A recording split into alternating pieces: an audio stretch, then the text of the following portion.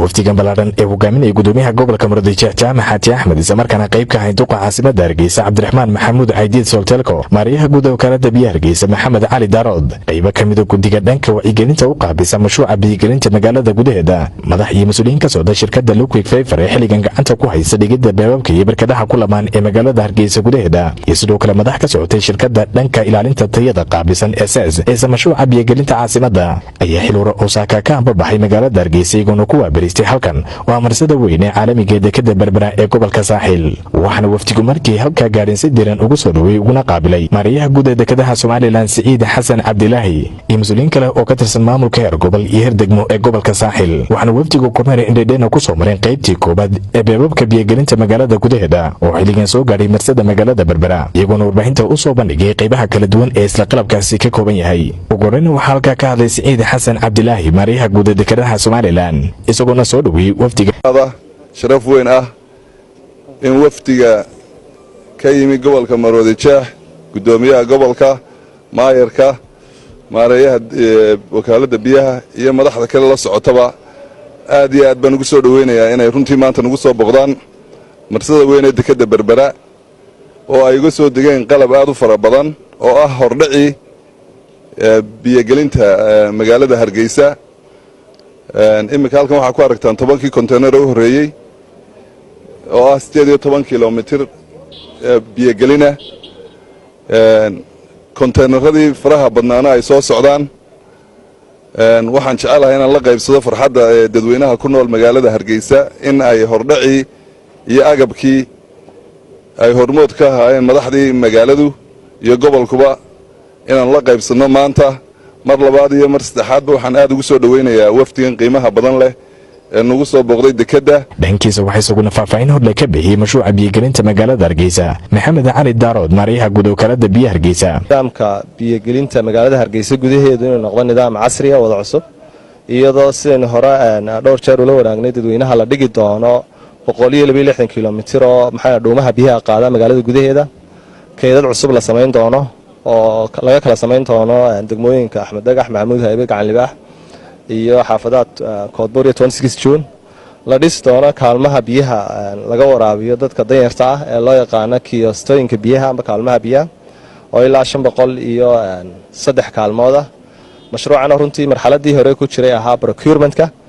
ee ahaa wixii mashruuc oo qalab iyo alaab u baahan in la keeno gaar ahaan shaqada halkan naga qabtaan waxaan kaloon jecelahay in halkan mar labaad ka xuso hawshayna sugaysa taala magaalada Hargeysa gudaheedu inay tahay runtii hawl aad u ballaaran oo baaxad leh shacabka reer Hargeysana looga baahan yahay inay nala shaqeeyaan oo dhulalkay marayaan baabiska iyo dhulalka kaydadka laga dhisayo iyo dadka ajnabiga ee noo shaqeynaya in la soo wada dhaweeyo runtii waxaan mar kale jecelahay inaan mahadnaqo isaguna maayarka caasimada Hargeysa iyo dawladda hoose guud ahaanba iyaguna doorka lafdhabarta ay ku leeyihiin mashruuca iyadoo imika marxaladii hore bay banaynta dhulkii laga dhisi lahaa kaydadka kaydkii Gacan Libaax iyo kaydkii weynaaye sheedaha ee noqonayo xudunta amba halka bardhaxaadka waa biyaha Hargeysa imika ay noo dhameystireen hawlihiisu ayna sugayaan oo kala in shaqadii laga bilaabo dadii ugu deganaana arintooda aan xalinay si wada jira iyadoo aan iska kaashanno maamulka gobolka dawladda hoose iyo odayaasha reer Hargeysa runtii dhankooda waxay halka hadalka iska daba maray Xaaji Cabdi Wacde oo kamid ah odayaasha guddiga dhanka wacyigelinta u qaabilsan mashruuca biyagelinta magaalada Hargeysa iyo Engineer Peter oo kamid ah injineerada shirkadda Luquick Fiber waxaanu tilmaamay in xiligan ay u joogaan sidii loo soo fudaydin lahaa qaybtii koobaad ee qalabka biyagelinta magaalada ee xiligan soo gaadhay magaalada Berbera kuwaas oo ka kooban tuumbooyinka plastic iyo sidoo kale qalabka kale loo isticmaalayo quantities of plastic pipes and basic equipment for construction works for Makensetter and for connecting the pipes. So we have planned until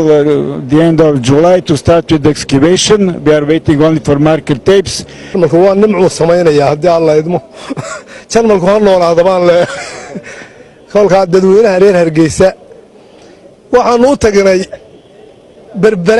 si aanu idinka been jarro in alaabtii biyaha Hargeysa biyagelintii timid waayo wuxuun baa tirahdaan xunba weyne iyo meel kale iyo markaynu leedahay biyo way imanayaan meel isku qaadana biyo maanta ay imanayaan oo way yimaadeen 162 kiiloomitir intii u horeysay baa timid waxa sharaf mudan maareeyaha dekedda oo si fiican noo soo dhoweeyey. sidoo kale waxayguna halka hadalka iska daba maray barasaabka gobolka Murudijeex Jaamac Xaaji Axmed iyo duqa caasimadda Hargeysa oo qaybna xal ka qaatay sidii loo fudaydin lahaa hirgelinta mashruuca biyo-gelinta caasimadda Hargeysa oo marxalado kala duwan soo maray. inuu tahay inuu qaybtii koowaad ee biyo ballaarinta qalabkii halkan yimaado magaalada gudaheega mashruucaasi uu fulinayay shacbi weynaha Jarmalka oo banka uu ka wakiil yahay KfW iyadoo ay samaynayaan 162 kilomitir magaalada dhexdeeda ah iminkana ay halkan joogaan 18 kilomitir ugu horeeyay oo 10 kontiinara oo dhiciya iyadoo dadka masaakiinta ee gashan karin biyahana loo samayn doono kiyosyo ama qasabada ay ka kaalmo ay ka dhaansadaan. waxaan leeyahay waa mashruuc ummadda u soo hoyday shacbiguna inay ka qayb qaataan oo muhiimadu tahay inay baneeyaan meel kasta oo ay shirkadda biyaha gelinaysa ay ka shaqaynayso ciddii ka hor timaadana dee sifo sharciya lala adeegsan doono. waxaan leeyahay maanta guul iyo farxad bay noo tahay. badan baa caasimadda Soomaaliland biyo la'aan lagaga cabanayay waxaan iyagana u mahadnaqayaa shirkaddan gacanta ku haysa biyo ballaarinta caasimadda ee uu maalgeliyey bangiga Jarmalku iyaguna maanta qalabkii ugu horeeyay ee biyo-gelinta caasimadda dekedda inoo soo dhigay. runtii waa munaasabad qiimo badan oo farxad iyo rayrayn leh. qaybtii ugu horeysay biyo ballaarinta caasimadda oo 10 kontiinar ugu horeeyay ay dekedda yaalaan. runtii waa arrin qiimo weyn ugu fadhida qaranka Soomaaliland iyo caasimadda Jamhuuriyadda Soomaaliland Hargeysa. in ka badan 160 kilomitir ayaa xilligan loo qontay in la daadiyo beebabka biyo-gelinta kuwaasoo tuumbooyin casri isla markaana tayadoodu sareyso oo muddo dheer ay manfaacadsan doonaan shacbiga gudaha Hargeysa ku dhaqan sanado badan si weyn ugu oomanaa helidda biyo ku filan oo nadiif ah. Faysal Maxamed Aadan, Faysal TV-ga Somali Cable, magaalada Berbera, xarunta gobolka Saaxil.